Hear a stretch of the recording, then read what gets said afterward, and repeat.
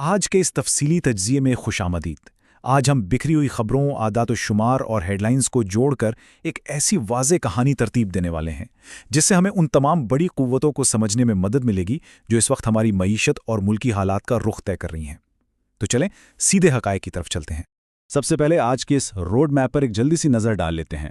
ہم شروعات کریں گے ملکی معیشت کی بڑی تصویر سے، پھر مقامی مارکیٹ کے حالات کا جائزہ لیں گے، اس کے بعد عالمی معیشت اور جغرافیائی سیاست کے جھٹکوں پر بات ہوگی، اور آخر میں ملکی سلامتی اور سیاست پر آنے والی تازہ ترین اپڈیٹس کو دیکھیں گے۔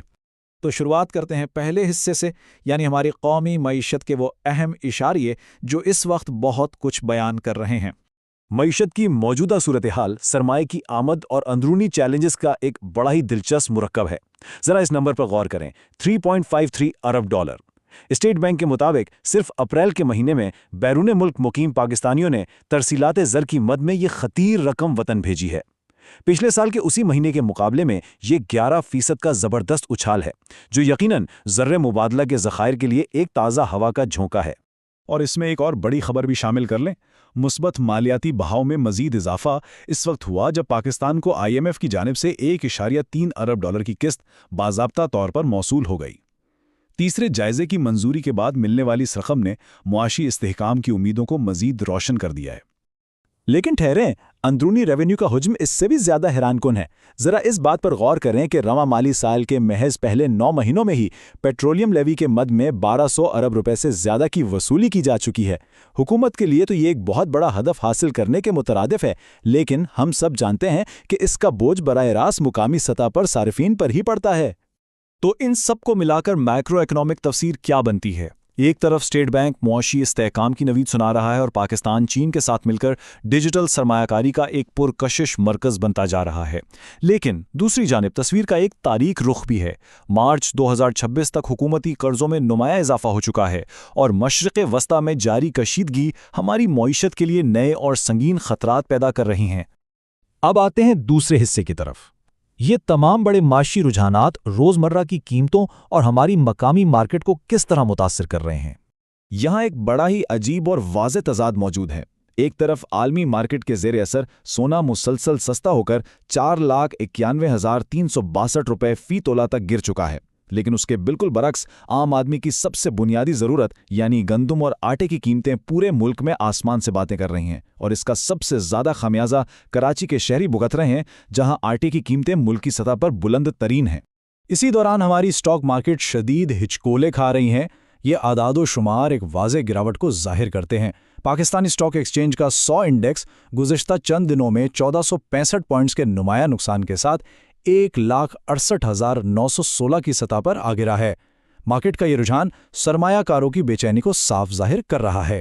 چلیں اب ملکی سرحدوں سے باہر نکلتے ہیں اور دیکھتے ہیں کہ عالمی معیشت اور جیو پالیٹکس میں ہونے والی تبدیلیاں ہمارے مقامی حالات سے کیسے جڑی ہوئی ہیں۔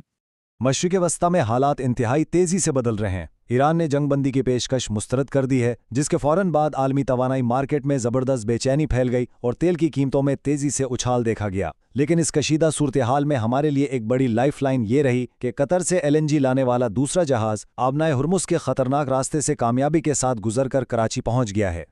توانائی کے اس بحران کا ڈومینو ایفیکٹ پوری دنیا میں محسوس کیا جا رہا ہے۔ امریکہ جیسے مضبوط ملک میں مسلسل دوسرے ماہ مہنگائی میں تیزی آئی ہے۔ پڑوس میں دیکھیں تو بھارت کی معیشت توانائی کی بڑھتی قیمتوں کے شدید دباؤ کا سامنا کر رہی ہے۔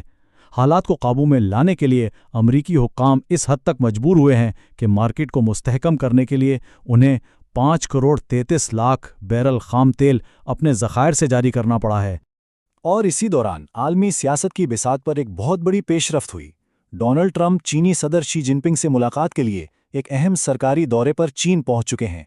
دنیا کی دو بڑی طاقتوں کی اس ملاقات کے تجارت اور عالمی معیشت پر گہرے اثرات مرتب ہونا بالکل یقینی ہے۔ اب واپس اپنے ملک کی طرف آتے ہیں اور اپنے آخری حصے میں دیکھتے ہیں کہ یہ تمام عالمی اور معاشی دباؤ ہماری اندرونی سیاست اور سیکیورٹی سے کس طرح ٹکرا رہے ہیں۔ ملکی سلامتی کے حوالے سے وزیر دفاع خواجہ آصف کا ایک انتہائی سخت اور دو ٹوک بیان سامنے آیا ہے۔ انہوں نے افغان طالبان حکومت کو ایک واضح انتباہ جاری کرتے ہوئے دلی اور کابل کو ایک ہی صف میں کھڑا کر دیا ہے۔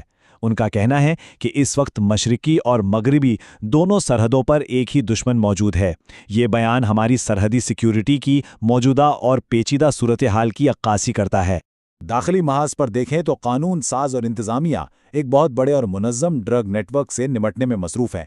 वज़ीर शर्जील मेमन के इंकशाफ के मुताबिक अनमोल उर्फ पिंकी नामी मुलजिमा पूरे पाकिस्तान में मंशियात की सप्लाई का एक बहुत बड़ा नेटवर्क चला रही थी।